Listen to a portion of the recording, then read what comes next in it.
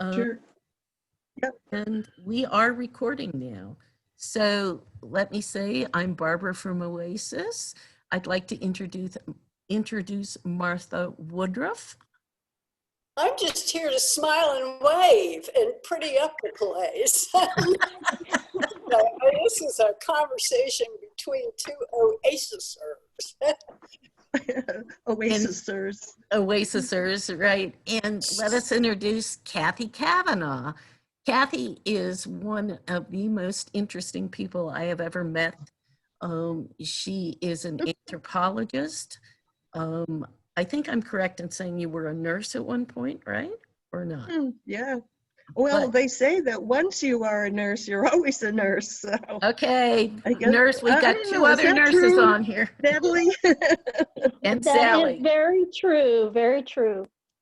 But today, at least to begin with, we were going to focus on Kathy's time at Pine Ridge Reservation in Southwest South Dakota. So Kathy, could you start by telling us how, before that, if anybody's got a question, just raise your hand and we'll let you ask. Kathy, could you tell us how you ended up on the Pine Ridge Reservation? Okay. It goes back a long time because I was actually born in South Dakota. But I was born in South Dakota because my father was stationed there during World War II, which definitely dates me. And the reason he was stationed there in Sioux Falls, where I was born, was because at that time radio was line of sight, and these are the high plains. It is flat, and plus they had all the trains to bring cattle to the East Coast, which also worked, of course, for transporting soldiers. So that's how I got to South Dakota to begin with. I did not go back for 50-something years. And then one summer, I decided, instead of escaping to Canada, as we often did in the summer, that we should go explore South Dakota. And I always wanted to go to Wounded Knee, which is on the Pine Ridge Reservation. It was where the massacre occurred in 1890. Some 300, nobody knows exactly how many, men, women, and children killed with Gatling guns. And I always wanted to go there. So we did. We went, we camped in the area. We went to, when I say we, my husband and I met Mike Hermini Horses, who was intrigued by my husband. My husband was still in the Army at that time. And of course, he wanted Bill to bring military people to help clean up the several thousand acres of the reservation that still has old military waste dumped on it, which is just one of many environmental issues they have to deal with. And well, I just got hooked. And then I had the good fortune to meet somebody, actually over the phone initially, a man who was Lakota. He's gone now. By the way, Pine Ridge is the home of the Ocalala Lakota, and there are about 20,000 of them. It's the second largest Indian reservation in the U.S., the second largest land, Indian land. Some are very small, but there are almost 300 of them. The Navajo reservation is much larger, but Pine Ridge is the second largest. It's about 50 miles one way, 90 miles the other way, kind of rectangular. And so anyhow, once I got there, I went to Wounded Knee. I wanted to go back, but I wanted to take students. And I was a professor at the University of Maryland in Baltimore on the professional campus. And the anthropological part of me was on the Baltimore County campus.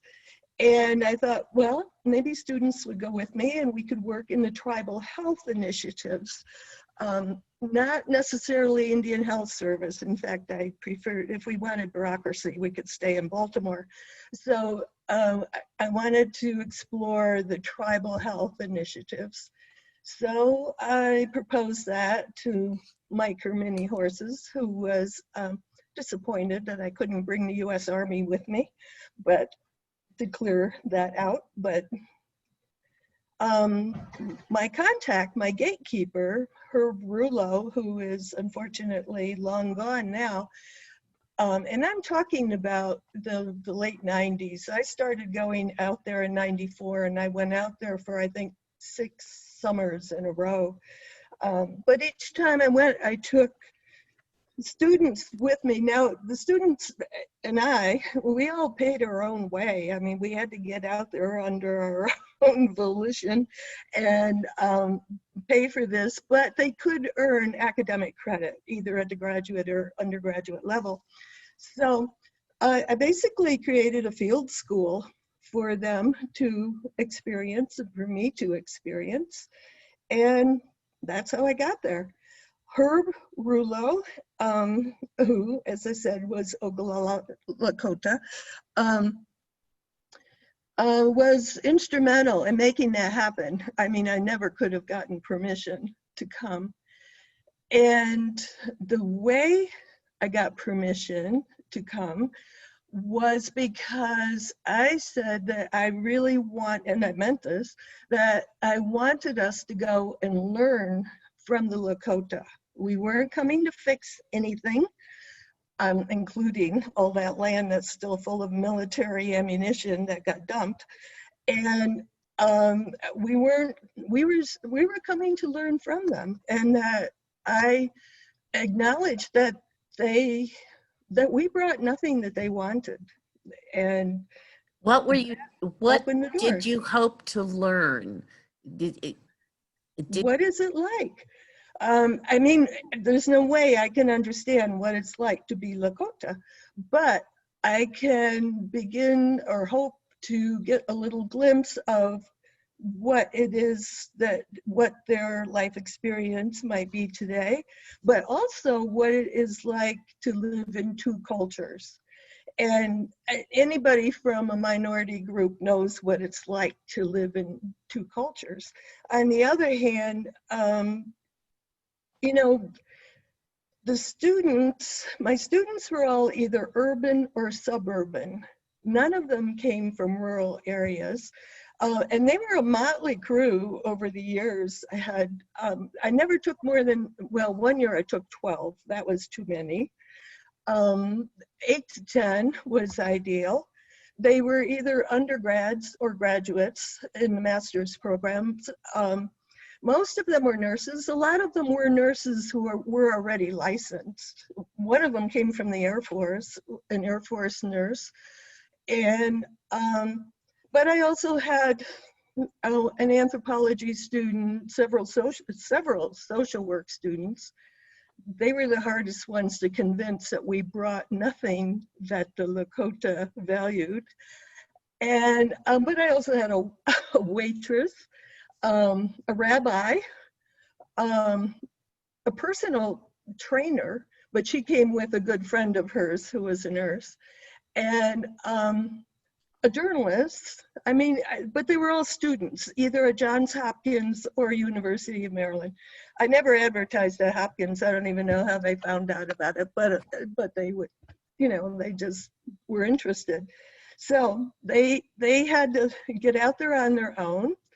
I structured it as a 6-week experience. They had to commit to being there for 6 full weeks. And that always, the end of our time coincided with the Lakota Nation powwow, which is the biggest and I think the best powwow in the US, in August. And then that would be the end of our time out there. Does that answer, Barbara, why I went?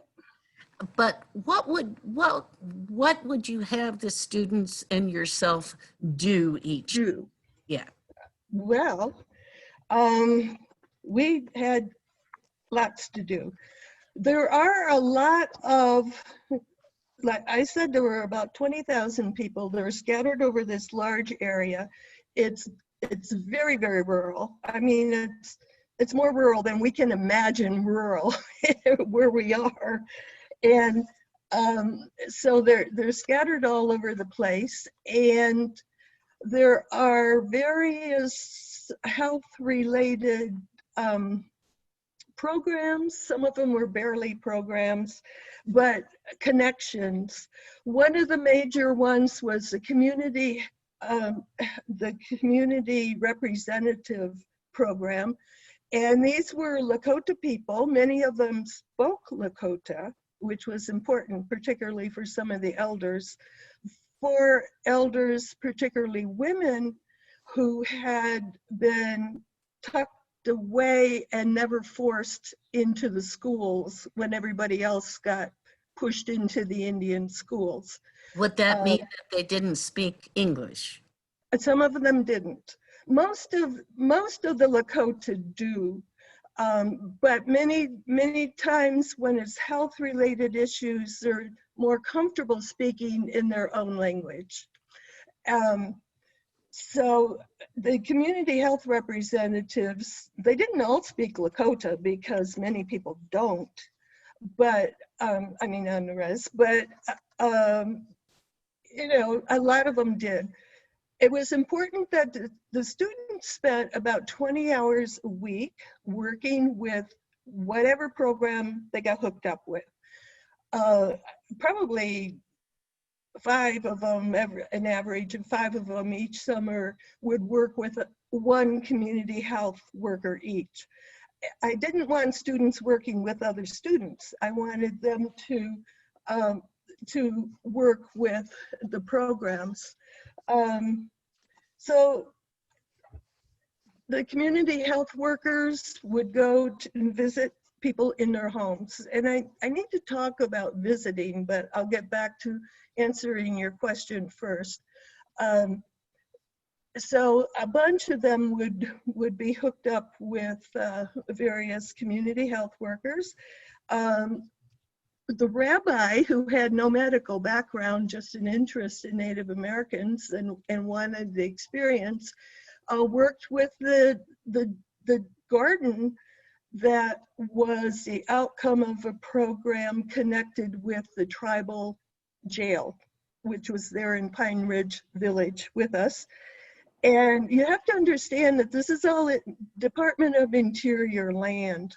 So this is federal land. So anytime there's like a homicide or a really grievous offense, the FBI is in there in no time. And those people are not housed in the tribal jail. Mostly it's drunk and disorderly, that kind of thing that lands you in the very crowded, very unsavory jail that was, I think, built to hold 20 maybe, and often during powwow time, there might be 40 people mashed in there. So anyhow, they had a program to,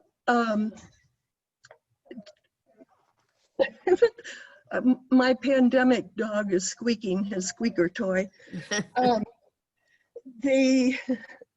The program was to try to connect these men with more traditional values with the land, and to grow vegetables.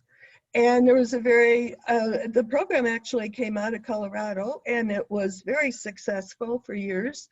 And so the rabbi, who was very urban and had never ever met a potato bug before in his life, but it was wonderful. I mean, he did splendidly with these guys all summer. He was there.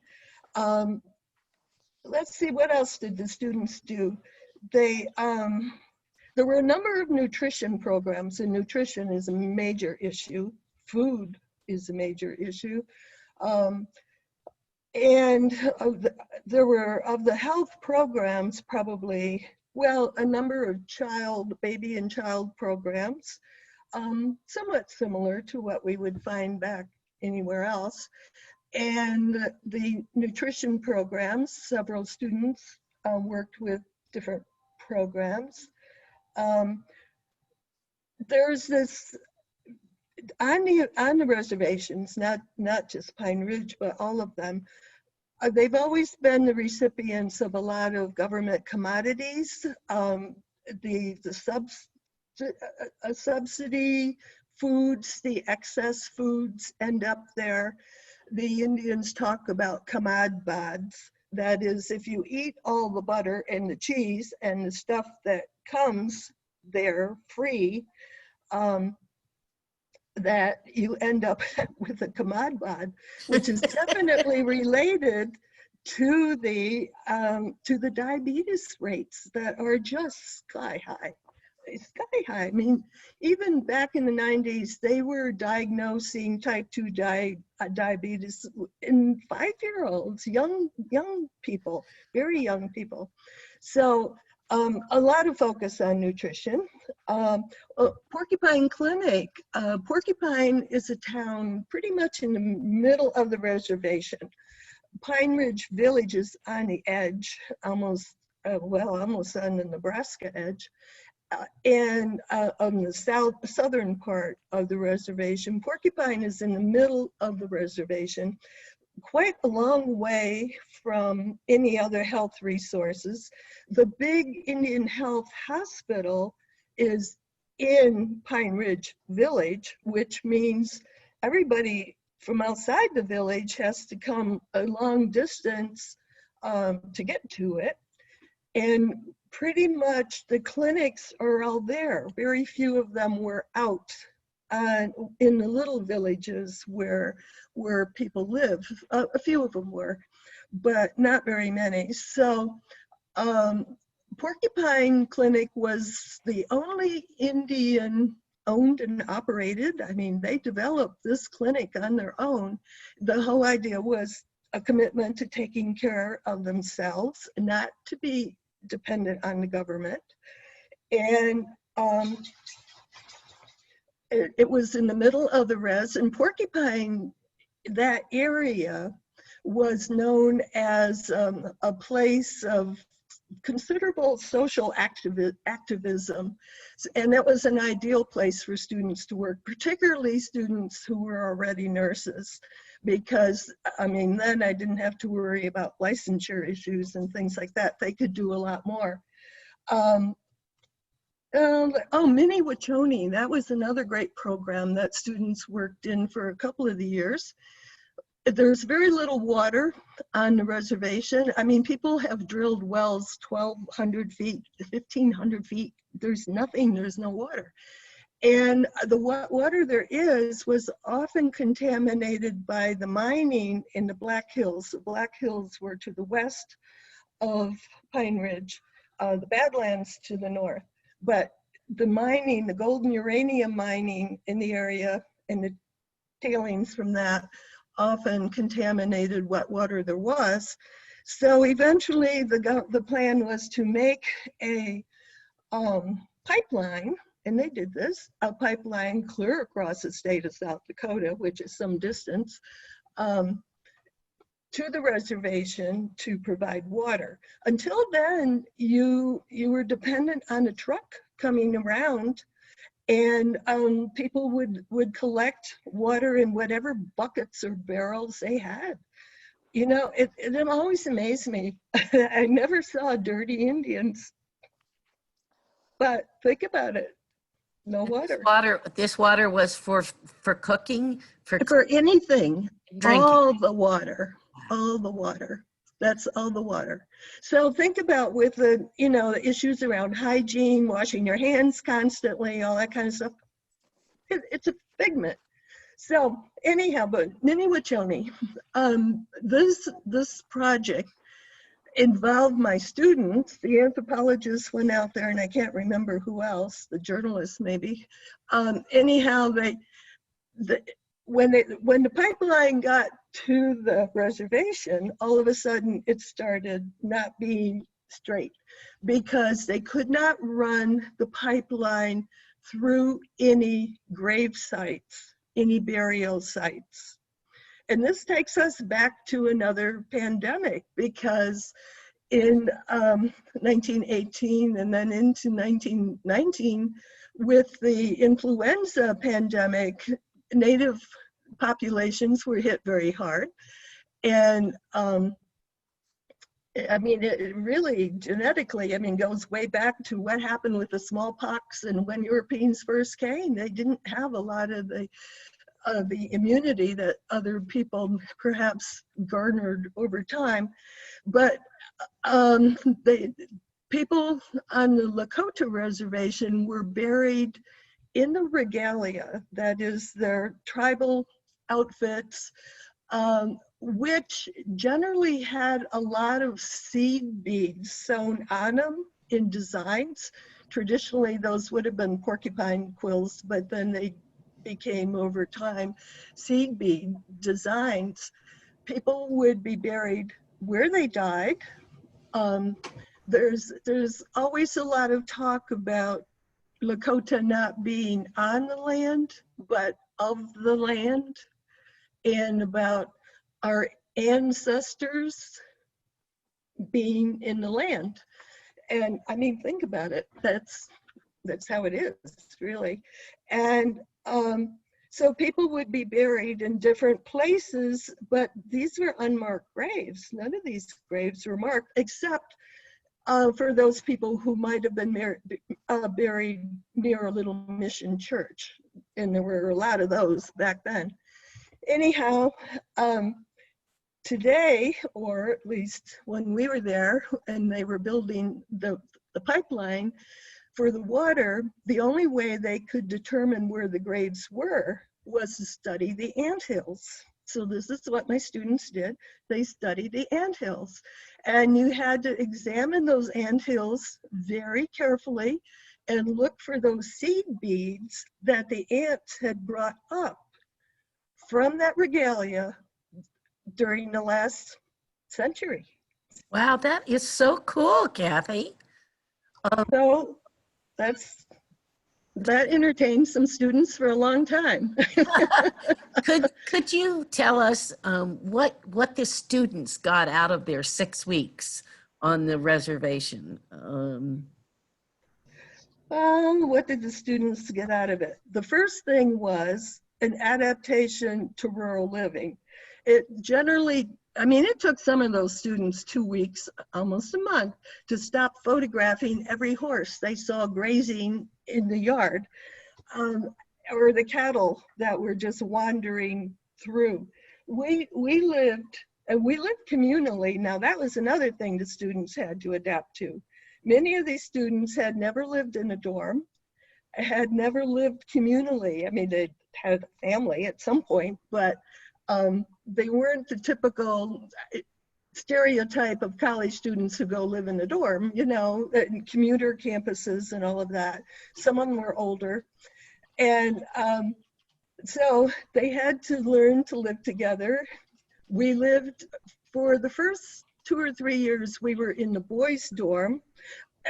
At Pine Ridge, on this compound, there was a girls' dorm and a boys' dorm, and these are boarding schools, because even today, there are many parts of the year, and the roads are such, and transportation is such, that children cannot be brought to school in buses. I mean, it's not passable, they're not workable. I should also point out that there are a lot of cars all over Pine Ridge, but at any given time, approximately 10% of them work. And many of them aren't running because they can't afford the fuel. They don't have the gas, but some of them just don't work. Some of them are used for storage and some of them are just sitting out there. But anyhow, the boarding schools were essential because the government, of course, went through a long, long period, up until the 50s and some reservations the 60s, of forcing kids into the boarding schools and to civilize them, in quotes. And So we stayed in the boys' dorm for a couple of years, and then a tornado, we were not there when it did this, but a tornado took out the boys' dorm. So after that, we stayed in the girls' dorm. This was the least native-looking building you ever saw. This was red brick Bureau of Indian Affairs, big old building. And so the students had to learn to live community. In a community, we made our own community, both to learn together, and I was there with them. And that learning was both scholarly, there was a lot of that, but there was a lot of personal growth too. And what else did the students, I wanted the students to learn about the Lakota, of course, different ways of communicating where there's very little eye contact.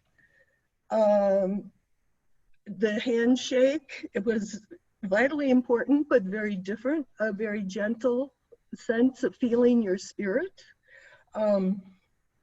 Silence, a lot of silence. One of the most delightful students was Diana, who ran Baltimore's tuberculosis program and completely revitalized it after being on the reservation for a summer. But Diana she just didn't find silence appealing. She always wanted to fill it. So within a week or so, the Indians called her Diana Talks a Lot, and that was her name all summer. Kathy, did you have a nickname like that? What was? No, if so, nobody told me. I don't think so. No, probably not. But and we talked about what the students were doing. Before I get back to what they were learning, let me go back to this visiting thing. With the community health representatives, or if you were just invited to someone's home, the important thing was visiting. And when you visited, it was a being with, a quiet being with. You may or may not ever get to whatever health agenda you thought you went with, because you couldn't just come in and say, let me ask you about whatever. You know, you went by the local culture, and that meant sitting there chatting. They would offer coffee, always coffee, and cigarettes, always cigarettes, and they might sit. Maybe they'll record it and you can watch it sometime when you're looking for something to do. Hold on. Denise, Hi. could you mute yourself? We hear you talking to someone.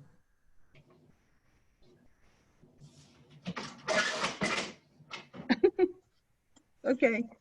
Keep going, Kathy. Okay, so a visit might last 30 minutes, 90 minutes, and sometimes there's a lot of just sitting and being quiet together, peacefully being quiet together.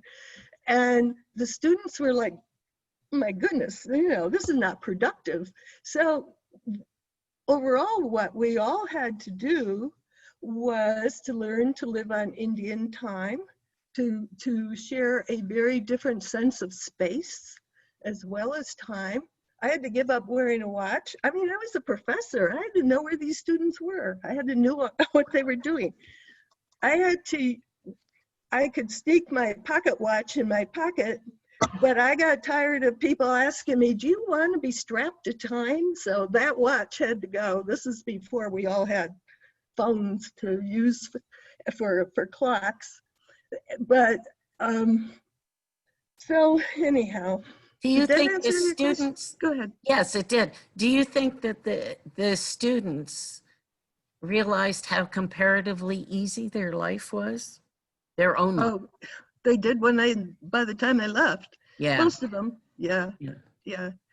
That, I mean, they had a terrible time re-entering back on the East Coast. They really found it very difficult. Part of that was just the rural thing. I mean, people don't don't give enough credit to the rural-urban difference, I think. But for someone who's always lived in an urban setting, the quiet, most of the students had never gone out and laid down to watch the stars at night in a really dark night, because you can't get away from light in the city. One of the things that I tried to get them to do, and they couldn't all do it, was in the summer in the high prairie, the grass is quite tall. It's everywhere. The wind never stops. It never stops. And it just, is flowing through the grass. It's beautiful. And I wanted the students at some point to go out and lay down in that grass where they couldn't see any buildings or other people. Some of them really never could do that. Most of them did, but they had never done that before. It was shocking to them. So were they Let's see. afraid? Were they afraid, Kathy? Yeah. Several of the women could do it if they couldn't see the other student there, but they could, just hold hands or something, and then they could do it. That is so hard for us to understand. I know, it's hard to imagine, but then, I'm not sure the average person, well, out here in the woods, the average person I run into is probably definitely laid down at some point in the grass like that. But I mean, the average urbanite, I don't know. Yeah. I don't Finding think so. grass would be hard. Yeah. How about you yourself? Do you care to share what you learned, or? Yeah, I learned a lot. I mean, it's particularly over time, and it's definitely affected me greatly over ever since. And that, when you think about it, this is the middle to the end of the 90s, and then I actually went and worked on the Navajo reservation for a couple of years, but that was completely different because it's a different culture, a different world. But I think one of the first things I learned about myself out there was how comfortable I was. I grew up on a dairy farm in Western New York State. I am a product of the North Woods, at least I claim that. And I learned, and I had been living in cities for how many years, who knows? Moving around to some extent because of Bill's military career. And but I realized when I got to Pine Ridge how comfortable I was in that rural environment, that my students were, it knocked their socks off because they had never experienced that before. And I thought, well, that's why cities are so uncomfortable to me. I'm in the wrong place. I think I gained a real appreciation for the unity of the two-footed, the four-footed. Where'd this dog go? There he is. The finned, the feathered, that we're all related to Lakota. The Ocalala Lakota are very fond of saying we're all related. Well, most Native groups share that philosophy. I still tend to see things in 4s rather than 3s. And that's because in indigenous Native philosophy, things are interpreted in 4s. There are 4 seasons, there are 4 directions, things fall out in 4s. In Euro-American or Judeo-Christian cultures, they tend to fall out in 3s, which goes back even prior to those to those cultures as we know them today. But I like the geometry of the floors. That really did a number on me. I became much more critical, I think, as a researcher and as a scholar in asking in whose interest is this situation, you know, really assessing, and from a critical perspective, what's going on. And I mean, I'm educated as a social scientist, and that is part of it, but it became, I think, more when you're out there for any length of time, and this is something the students needed to learn as well, was to understand those sort of invisible things that have the unfortunate consequences of the poverty, the oppression, the demoralization, the putting people, forcing them into an educational framework onto the missions, onto the reservations to start with, those kinds of, those dynamics, those social and cultural dynamics, how that, the Lakota, going back to where I started when I said that we brought them nothing that they valued, what they want is respect and dignity, okay? And what they value is advocacy, not being told, you know, it's in your interest to do this or do that, whether it's a healthcare situation or whether it's a whole big program. I mean, anything. So it was coming away with some of those sensitivities that I think was so important overall. I was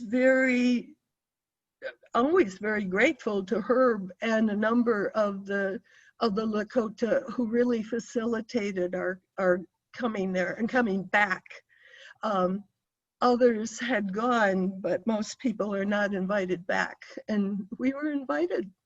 That's terrific. That's terrific. Yeah. We're just And about ready to open up for questions, but I did want to. Oh, okay. We can do that. Sure. I wanted to ask you, because you do still stay in touch, about the effect of this latest pandemic on the Ocalala Lakota.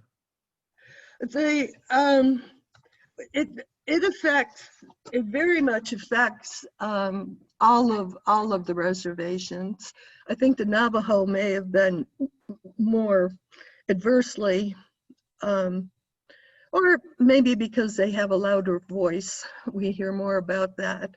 But the Lakota have actually weathered it somewhat well. Well, let's say they have dealt with coronavirus pretty much as other impoverished peoples have in the U.S. The biggest problem is the housing. I mean, I mentioned the water, and that's a huge issue, and it still is, even though Minnewachonee's there and it's better than it used to be. It's an issue. But the housing, I mean, we met families. Everything is about family, and everything is devoted to maintaining. And family is defined in massive terms. Your cousins are all your siblings. You're likely to have half a dozen grandmothers. I mean, just the configuration of the family can be amazing. The average house probably isn't as big as this room, which is an average size office. And the average number of people living in that house is 12, even today. So it's, housing is a real issue. There were families in which we realized people actually took turns to use beds in that home, because there's not enough beds for all the people. So they would take, you know, some would sleep during the day and some at night, and they had to share the beds. The level of poverty in itself, even today, the average per capita income on Pine Ridge, and I looked this up to see if it had improved, and it has a little, but not enough, not nearly enough, is under $8,000. So, yeah, I mean, it's way under half of the national poverty level. Shannon County, and Shannon is what a name for a county that's entirely on a reservation, but it is always the poorest county in the U.S. When the Wall Street Journal lists counties from the richest to the poorest every year, Shannon County is always on the bottom, and it's poorer than the Delta and the Mississippi or any place else. It's just, so poverty is a huge issue. The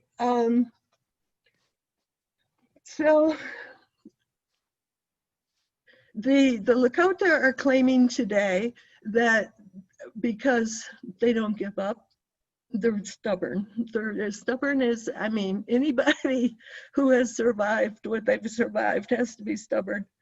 And they want to remain as unacculturated as possible, that is, as not integrated into our mainstream society as much as possible.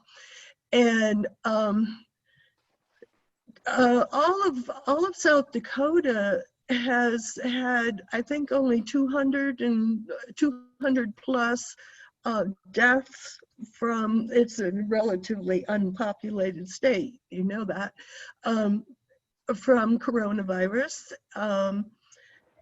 And I think on the reservation, because the numbers are small and things are so spread out and people do not have a lot of mobility, I mean, they don't have a lot of vehicles that work or any other means of mobility, that in fact, the first COVID diagnosis was made in one of the Indian schools rather than in one of the villages. So it's not to say it hasn't hit them, and it has hit them, and it has hit them hard. And it's very hard to control because of all these issues that I've been talking about. But, well, the connections I have with the Navajo Nation sound like it's worse there because the numbers, they have the mobility, they have other issues. And the Pine Ridge, actually the government, the tribal government, in May, I think it was the beginning of May, did a real lockdown. I mean, it's hard to lock people down on a reservation where nobody goes anyplace anyhow, but you do have to go many, many miles just to get groceries or anything like that. So those are issues. Nobody's going to deliver out there. And I'd say they're doing well, but it's hard, it's hit them hard, like it's hit everybody hard. Right, right. Yeah. How about we open Yeah. for questions? Unmute yourself and just ask a question. I'm going to put this on gallery view. Sarah, you have, I think Sarah has a question, right? Sarah, what's your question? She has to unmute herself. Oh, yeah, I'm gonna unmute myself. Yeah, I was just wondering about, you know, some of the same things Barbara were talking about, how they're being able to handle things now, and you know, what people can do to help out with their situation. Well, in terms of helping out, I don't have answers for that. In fact, I remember telling Barbara, and I think Martha was there, about the resistance that the Lakota particularly, but a lot of Native groups have to people helping out. because generally the ways that we think we are helping, they do not interpret as help. But, and I can give you a funny story about helping out. And one of the things about Pine Ridge Village is that there are still a bunch of little churches there in the village itself. And church groups come from various parts of the U.S. to spend a week or whatever at these churches. So this group came from, and I have no recollection what state they came from, but they came to paint the church. And the Lakota they work hard at not being expressive. I mean, they're not going to say, don't paint the church. We don't want you to paint the church. They just didn't point out until the group was finished painting the church that they had painted the wrong church. Oh, no. And it took them a week and a half or something to paint that church, but the one they want, their denomination was down the road a little ways. It was another little church.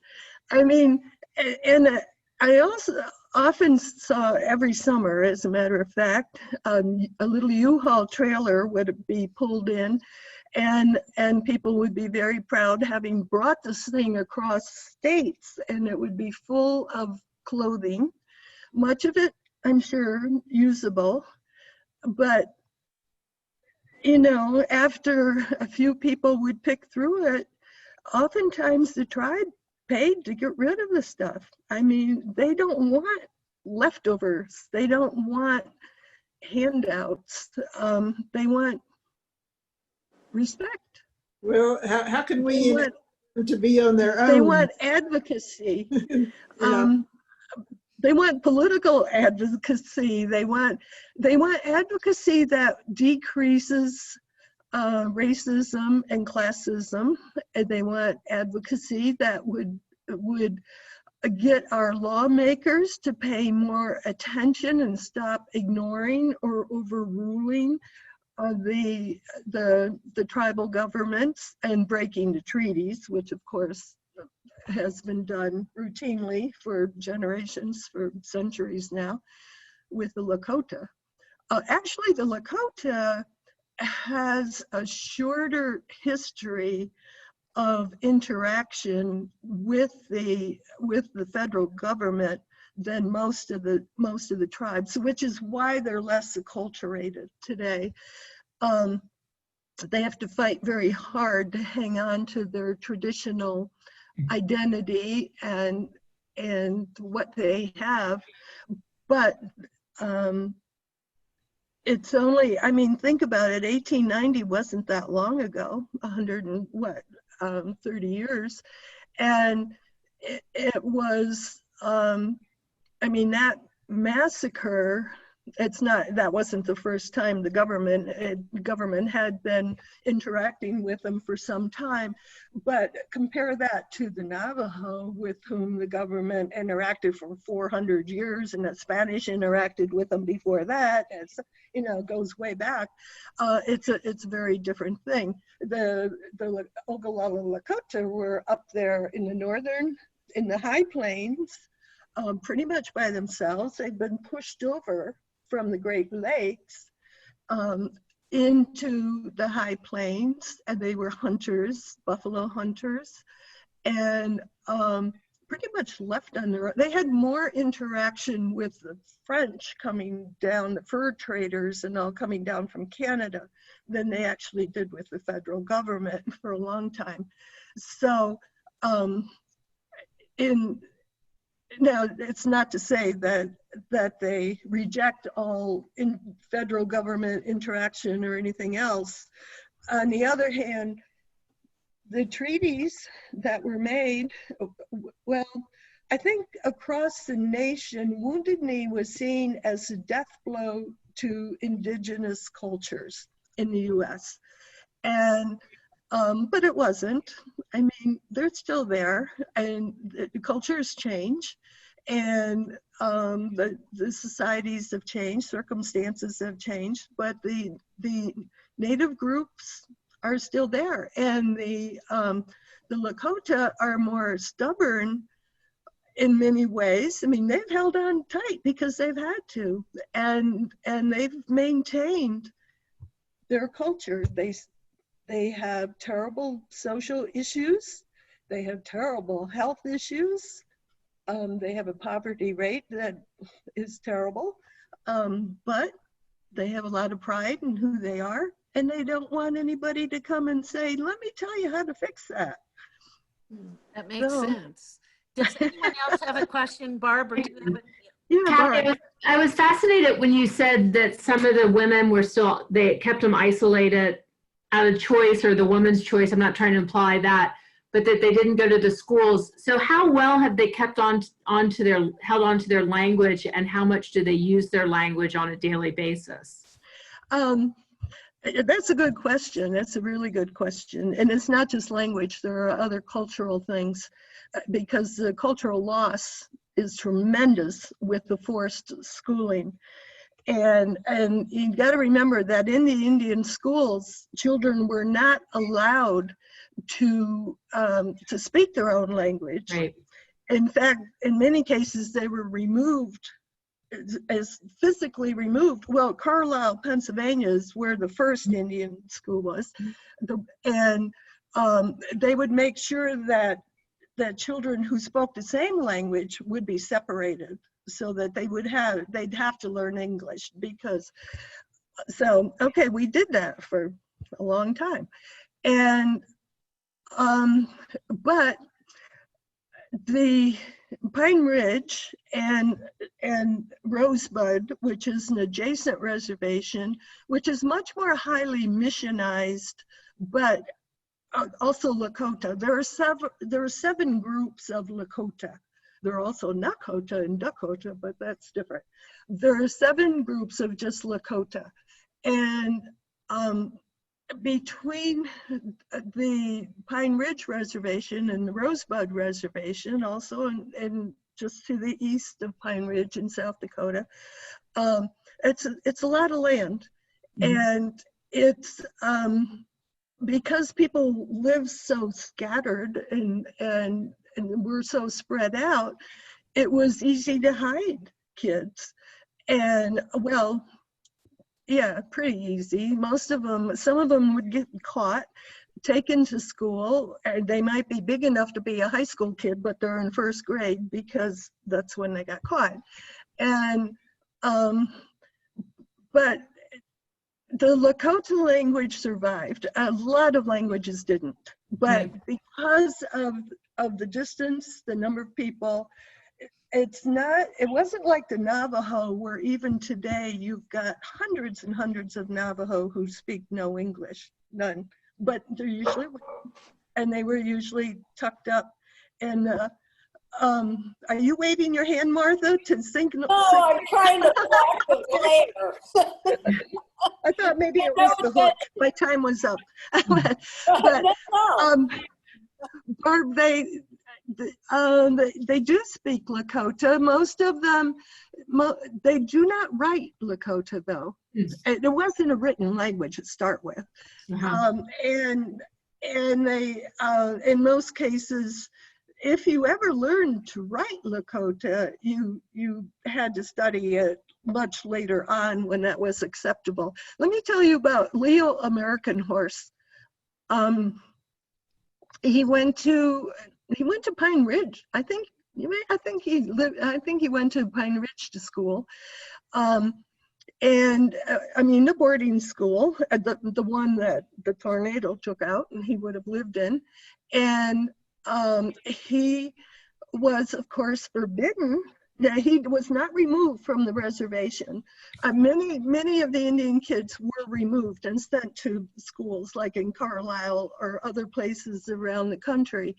Leo American Horse was right there in Pine Ridge, but he was forbidden from using his Lakota language in the school. And I mean, they were penalized. They were physically punished for using their language. And 40 years later, people started paying him to come back and teach Lakota in the same school. That's good to hear. I think Yeah, we're out of time. Kathy, we could go on for days with you, couldn't we? Yeah. oh thank you. yeah, yeah, easily.